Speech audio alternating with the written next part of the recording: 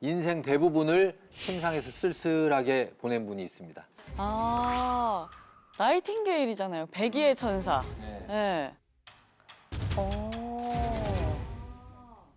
이 나이팅게일의 삶은 만성 피로와의 싸움이었다라고 해도 과언이 아닙니다. 이 나이팅게일이 극심한 피로를 느끼게 된 계기가 있었는데요. 바로 1853년에 발발한 크림 전쟁입니다.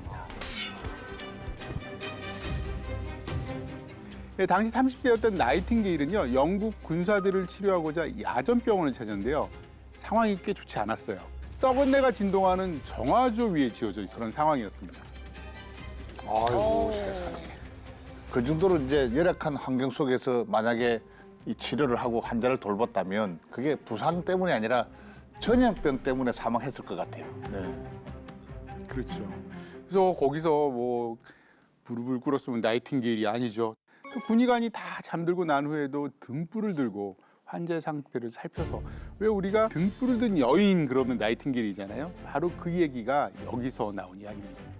잠까지 줄여가면서 이렇게 부상자들, 병사들을 돌본 거잖아요.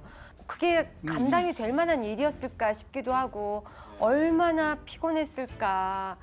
그렇죠. 그래서 이 나이팅게일은 크림 전쟁이 발발했던 3년 동안 너무나 힘들게 일하면서 피로가 계속 쌓였겠죠. 전쟁이 끝난 후에 나이팅게일도 이제 좀 편하게 지내야 되는데 안타깝게도 크림 열병이라는 진드기에 의해서 전파되는 전염병에 걸리고 맙니다. 그 후유증으로 극심한 피로감과 무력감, 두통, 구역질, 허리 통증 등이 있어서 침대에서 벗어날 수가 없었다고 하는데요. 당시 자신의 몸 상태를 마치 납덩이를 온 몸에 매단 것 같다고 표현을 했다고 합니다. 그래서 요즘의 의학 관점으로 보면 만성 피로 증후군을 앓았을 가능성이 크다고 보는 거죠.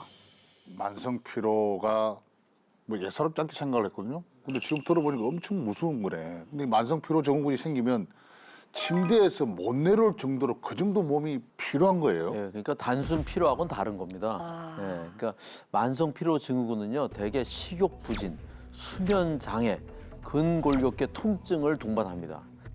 결국 몸의 전반적인 기능이 심하게 떨어졌다고 보면 맞을 거예요.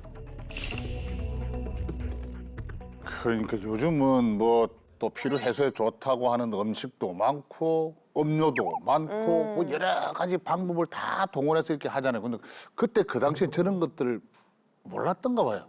본인한테 그렇게 애를 쓸 시간의 여지도 없었을 것 같아요. 근데 뭐 저 같은 경우에는 만약에 그 운동했을 때 좀 피곤하다 이러면 오히려 좀 가볍게 좀 운동을 하면은 피로가 훨씬 더 좀 빨리 풀리고 몸이 더 힘든 것 같지만 오히려 맞아. 개운해지더라고 이게.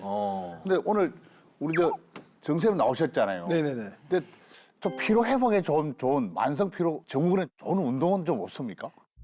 있습니다. 그 만성 피로 증후군을 이길 수 있는 것은요, 바로 만성 운동 증후군입니다. 만성 운동 증후군. 그것도 중독 아니에요?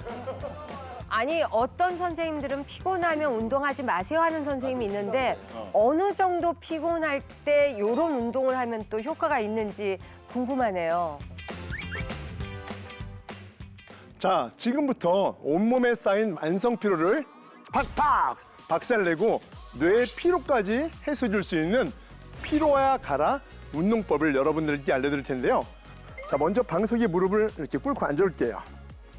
정면을 바라보고 양손을 뒤로 깍지 하실 거예요. 자, 깍지 한번 해보시겠어요, 다 같이요? 어깨와 가슴을 펴신 상태에서 팔을 쭉 뻗고 들어주세요. 바로 어깨를 펴고 배로는 집어넣은 상태, 내뱉어도 복부는 긴장을 준 상태로 내뱉으시면 되세요.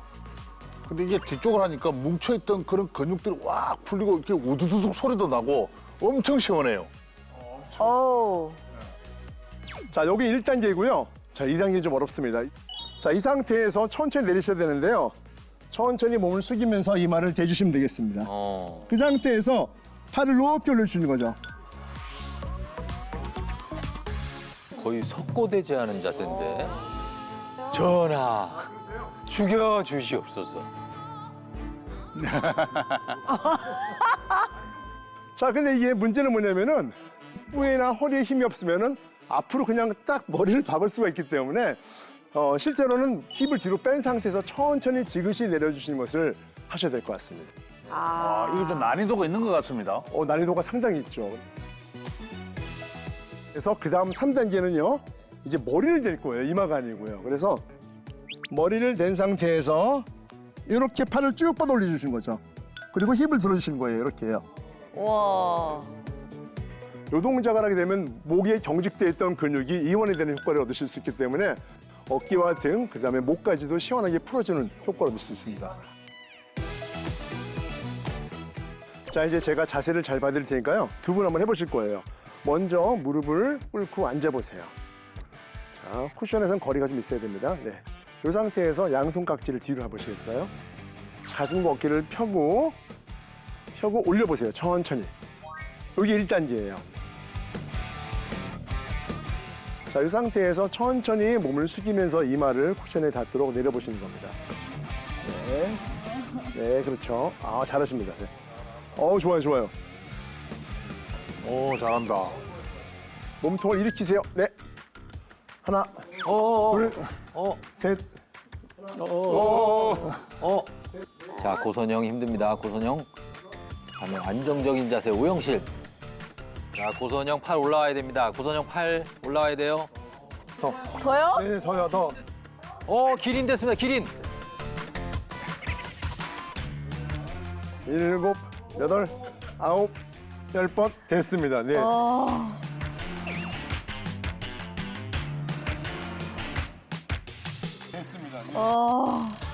아니, 선생님, 근데 제가 네. 감이. 감이 왔어요. 몸 풀려고 했는데. 잠깐만요.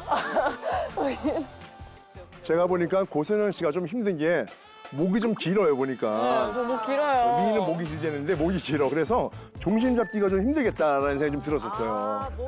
목이 길면 또 저런 어려움이 있는지 저희는 모르죠.